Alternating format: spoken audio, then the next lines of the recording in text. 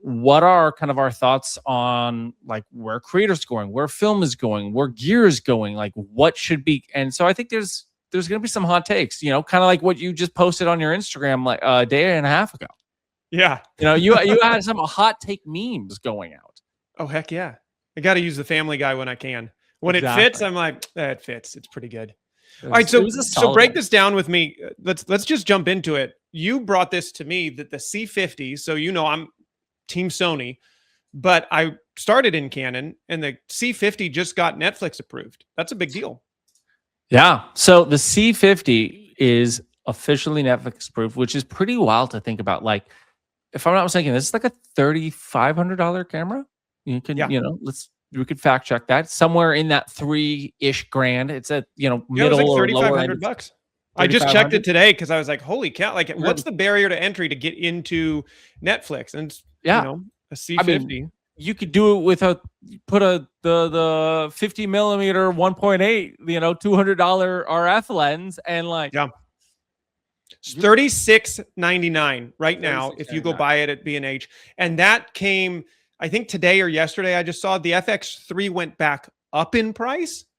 So that's crazy. FX3 is now back over $4,000 for a 5-year-old camera. And we're supposed to be getting a new FX5, which is like starting to disappoint me a little bit more than what we hoped it was going to be. But July 22nd is when it's supposed to become that new FX camera. So we'll have to be live for that and fill out our bingo board. But for $3,700, if you're Team Canon, and you guys in the comments, let us know. Are you Canon, not Sony, Nikon?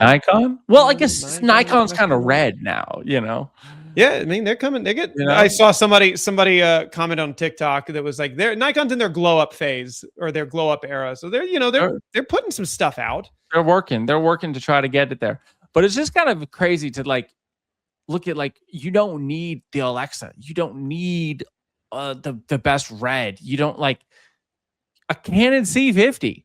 And then, in terms of, additionally with Netflix, they just now released 3 to 20 minute short form videos on their homepage, which, Netflix is really making a play to beat YouTube. Yeah. We talked about this a couple episodes ago, but where YouTube is the #1 streaming platform over Netflix, over Paramount, Apple, etc., on televisions. And I said this, like, on television, and it's wild. So you really see Netflix here trying to make a play, like BuzzFeed Studios, Condé Nast, Hearst Magazines, Tastemade, like, which I don't know how I feel about that. Like, the blur between like social content, like social content creator content, and studio production content, the line is blurring more and more than ever before. It really is. Yeah. Because you can get freaking podcasts now on Netflix. Well, and Instagram, I mean, kind of to your point on this, I forgot we switched to now it's over here.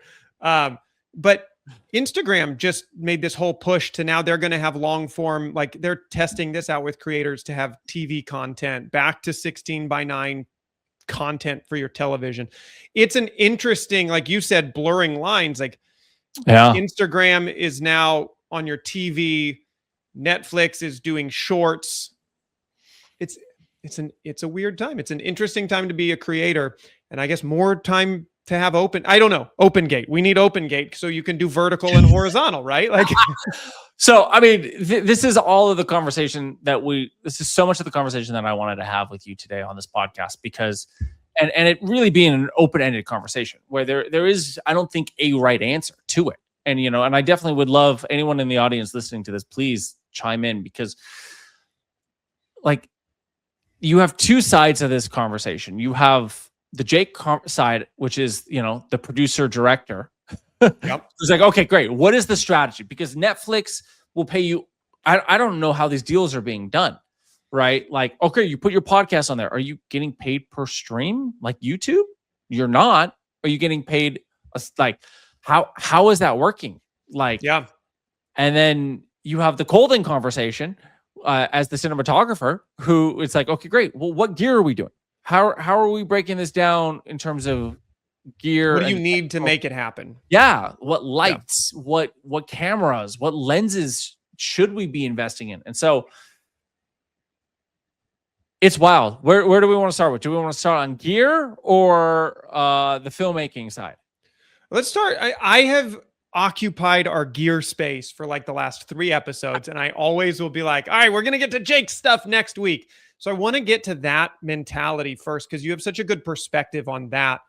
And we haven't really gotten to touch on the actual creator space for a couple of weeks. We've really dove into all the gear, and we have plenty of that to talk about also. But like, Yeah. just where do you see this landscape being for either somebody who's going to start out in it or to like get better at it? Like, what do you see? I mean, obviously YouTube and social is like the barrier to entry to Netflix is still there's a lot of gatekeepers. Like you can't just go click upload, you're on Netflix. So there's still that like, oh, I'm on Netflix, I'm on Apple, I'm on Amazon. It's still there's a bit of like, ooh. Now, I think it's unfortunately lowering the degree of cachet and like coolness is still is unfortunately lowering a little bit due to the volume of content being put out. Yeah. Do you see, I'm just curious because you mentioned it, and I know this is a tangent maybe, but do you see Netflix opening that gate up to more creators? You know, I just think about like where podcasts starting, and like you had to go through a production company basically to get your podcast into Apple's library. Now you just sign up with an Apple email and like you can self-publish your podcast to Apple. Not even. Yeah. You Spotify for creators. Spotify is the #1 podcasting for an audio platform out there. Just any email and you go, boom, upload. Yeah. And Spotify, like YouTube, but also then YouTube is right behind it or right next to it in terms of video podcasts, which most people now are doing video podcasts. Yeah. So do you see Netflix as being one of those companies to kind of slowly open that barrier to entry up to compete with somebody like YouTube? I think it has to. Like it's annoying, but I think because I'll take it on the antithesis, right? Is you have Apple TV and Amazon Prime, right? Neither of those have to do entertainment. And I think Apple TV is, in my opinion, curating much better than Prime. Prime is still trying to satisfy everybody. So they'll take anything and everything and just have it on the platform. Nobody's like, ooh, let me go. Like they have a couple kind of semi-hit shows and movies that kind of come out, but in terms of like awards and like actual recognition, Apple TV, in my opinion, is one of the best to do it. Yeah. And I think that's because they don't have to do it. They can not make money on it. They can break even on all of it. And it's fine because they have all their devices where they're making money. Same thing with Amazon. Amazon is just a behemoth. Netflix lives and dies by content and subscribers. Yeah. So, and advertising though. People sleep on that a lot. That they're like phenomenal advertisers. Like they make a lot of money through advertising. Oh, they're the low tier. Yeah. Advertise. See, and that's the thing. So will they open up? Will they have Netflix creator division? Yeah. You know, that is a reality. I can see that can happen in the next 5 to 10 years. Will it be in the next 12 to 24 months? I don't know. But 5, 10 years with YouTube constantly being, you know, the lowest barrier to entry, but also the most remunerative for content creators. Right. You know, it's a very interesting thing to see it because, you know, there's a lot of coming from traditional Hollywood, right? Film, like you had box office, you had very open numbers that you could see. And it was this, and it's in a similar way, the same thing with YouTube. You have very open numbers. This video got 1 million views. This is the watch time on the video.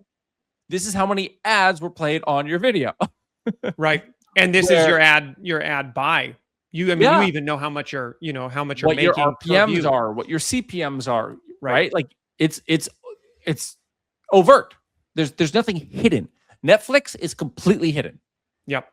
Nobody knows. It's not broadcasted, right? Like you can kind of see how many people watch it internally. Like if you're, I don't have a film or any project on Netflix, but like I'm assuming the people who know your project kind of get kind of some data back, but I don't think it's a lot. Again, it's this, there's a lot of mystery and like, oh, and I think because of that, like the compensation is just, it's hard. And so I think Yeah. Netflix is going to have to, if they're going to do that, open up numbers, and they're going to have to reveal data that they've never revealed before. Well, and it would be a strategy shift for them. You might know this better than I do, but I remember reading an article about payments and like how Netflix does deals. And like almost all of them are full buyouts, right? Like we'll fund your movie, but we own it from here on out. You don't get residuals, you don't get anything else. So no royalties. For that, that's almost a thing. reason to keep data back, because if you're going, well, I did 6 billion views worldwide, you're going to ask for more money. And if they don't, if they just buy you out and say flat. So that would be an interesting model shift in terms of if you're going to a YouTube model, yeah, you got to open that up and let us know. And you're like, what are you going to, you can't, would you buy a show out for $100? Like if you're a lower tier creator, like what are you doing buyouts for? You could just do like a revenue share, like what Google does with YouTube. Yeah. I don't know. It's interesting. I like the idea of opening that up and competing with YouTube. Yeah. All right. We got a question. What are we yapping about? So we're basically talking about what is kind of the future of filmmaking in the sense of content creators, where, you have these amazing filmmakers like Curry Barker, Kane Parsons, and Markiplier coming up on YouTube and releasing it to feature films. But we're talking about basically Netflix just recently, starting August 3rd, they just announced this, I should say, but it's coming up on August 3rd, will now release 3 to 20-minute short form videos on their homepage. And so Netflix is looking a lot more and more like YouTube, which is wild. And so, I think YouTube, where there is no barrier to entry, you have a guy like Kane Parsons. I just saw this interview and I should have marked it. Dang it. But he talked about that he never worried about the algorithm. He makes one thumbnail and just goes, great, here you go. And he's like, I built enough trust in the content I was making that there was kind of this agreement with my audience that, yes, great.